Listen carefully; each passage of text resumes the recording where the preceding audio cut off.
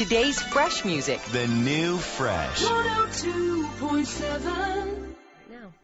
Hey, it's Heather with the new Fresh 102.7, and we're welcoming a very special guest into the studio. Very happy to have Jesse McCartney here. How are you, Heather? I'm doing great, thank you. You have a new album out. I do. Departure just came out in May. That's very exciting. And you know what's interesting is that this album, you've always been known for a very pop feel, and this one has a pop feel, but it also has like a little bit of an R&B touch in there too. It's a little bit. I have been moving a little bit towards that R&B rhythmic, direction, and it's something that I intended on, doing 2 years ago, going into this album, and certainly working with the writers and the producers that I worked with. They sort of kind of helped me crystallize that sound, and among them were Sean Garrett and Tricky and a lot of these guys who are known in that R&B world. So yeah, I'm really happy with it. It's my favorite album thus far, but of course they always are. They always are. Well, now you say you wanted to actually make that move for the last couple of years. Why is that? I don't know. I think this album also is sort of a reflection of my youth and what I listened to as a kid. Growing up, I listened to my parents' 45 collection, and it was, I think, the first person I found on my own out of that huge collection was Elvis Presley. It's the first time I ever heard a white guy singing soul music, and that did it for me. And then I started listening to James Brown, Aretha Franklin, and Babyface, and Michael Jackson, and that was sort of my foundation for music growing up. And I dipped into the rock, world a little bit as well, but I really felt connected with R&B music. And, I definitely, when I decided that I was going to start singing, when I got signed, 5 years ago, and I had always planned or wanted to make a record like this one, but I didn't think I was necessarily capable or mature enough to make it until now. So... And here we are. I know, here we are. I'm very excited about it. Well, your first single, Leaving, is great. Thank you. I mean, fortunately, we were treated to an acoustic performance of that, and it just blew us all away, of course. Oh, good. But just so you know, last week, that song was voted in as the song our listeners wanted to hear the most. Excellent. Yeah, so. The fans have been really supportive. I was a little anxious / nervous going in, because I had been living with it for a while, so I was really comfortable with it. But this was definitely, I knew there was going to be a lot of shock value when that single came out or dropped, because the fans I don't think were ready or anticipating this from me as an artist. Like you said earlier, a lot of the previous records were a lot more pop. And in the pop lane. So they adapted. I think they're on board now, and clearly, I mean, they've been voting for the song, and it's been doing very well. So. Well, I think you got a whole bunch of new listeners because of it too. I think it even broadened your spectrum a little bit. It may have broadened the spectrum, and that's cool too. Anyone who's down to listen and wants to buy the album, I'm there. You won't stop them. Yeah. So you're on tour right now, Jordin Sparks. On tour with Jordin Sparks. It's going well. It's going very well.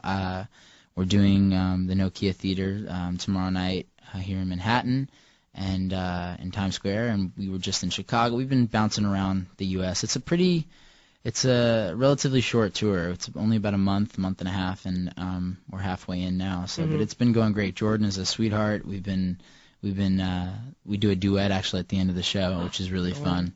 But yeah, it's been great. I haven't been on tour for a while. It's been it's been a couple years, so. Well, how was it getting back into the things? Getting back into the groove? It was interesting. It definitely took a little bit of time to sort of work out all the kinks and get used to, getting used to being back on stage again, in front of a live audience. But I love it there. That's my home, is being on stage. So. And I'm sure they welcomed you back with open arms. They're like, Jesse, we missed you. No, I have some of the best fans, no doubt. Well, let's talk about the song Bleeding Love, because the song is huge. It's gorgeous.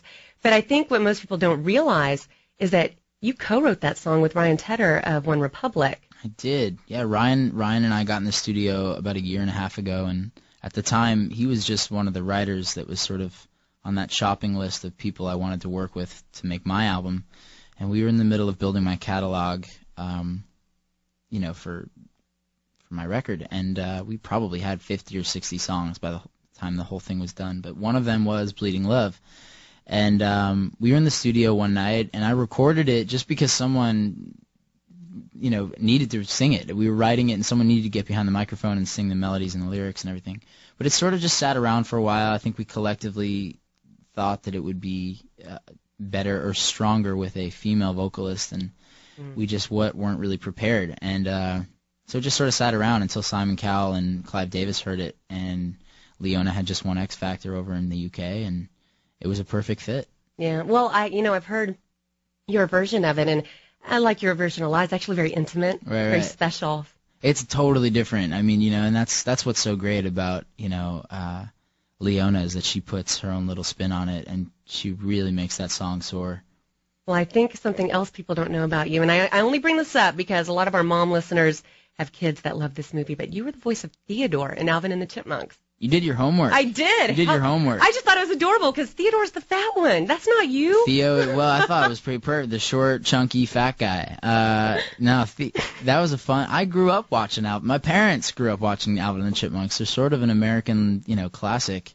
And so when the Fox called and said, "Do you want to be a part of, this movie?" I just remember being 9 years old with a big bowl of cereal every Saturday morning watching Alvin. And it was really cool.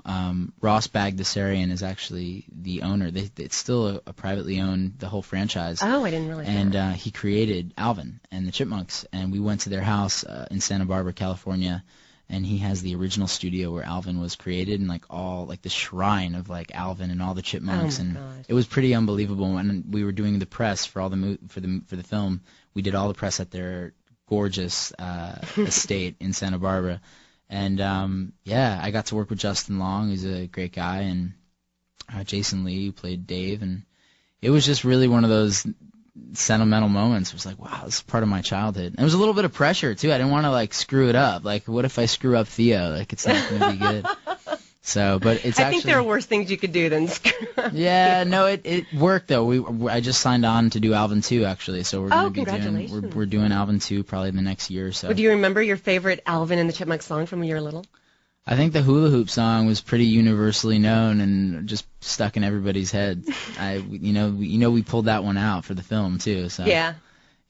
Well, we could have asked you to do that one instead of Leavin', They have Leavin' actually in Alvin and the Chipmunks voices. If you go online, you can search Leavin', and it has Alvin singing Leavin'. You're like, what did I get myself into? Yeah, it's pretty hilarious. Well, since we're going to feature not Alvin and the Chipmunks, I'm sorry, Leaving on our Sunday show, Fresh Acoustic Sunrise, I've got to ask you, what is a perfect Sunday morning to Jesse McCartney? Perfect Sunday morning. Wake up when I want. So nobody wake me up. Nobody's calling me. No alarm clocks. Get up, have coffee. I live in LA, so usually the weather is pretty reliable. I don't know, go to the beach or just kind of go to my favorite breakfast spot, which is down the street from my house, Solar Crepes. It's this awesome crepe spot. I know, it sounds so boring. Well, I just wouldn't believe that you'd ever eat a crepe. You're so in shape. Well, they have healthy ones too. So okay. But I just haven't found those myself. Yeah, they got breakfast ones and the egg whites and the onions and the green. Anyway, boring radio, but I that's my favorite Sunday. That sounds like a good one. Yep. Well, we are so excited about your album, and congratulations for being the most voted on person here at Fresh. Thank you very much. And best of luck. Thank you, Heather. Good having you. You too.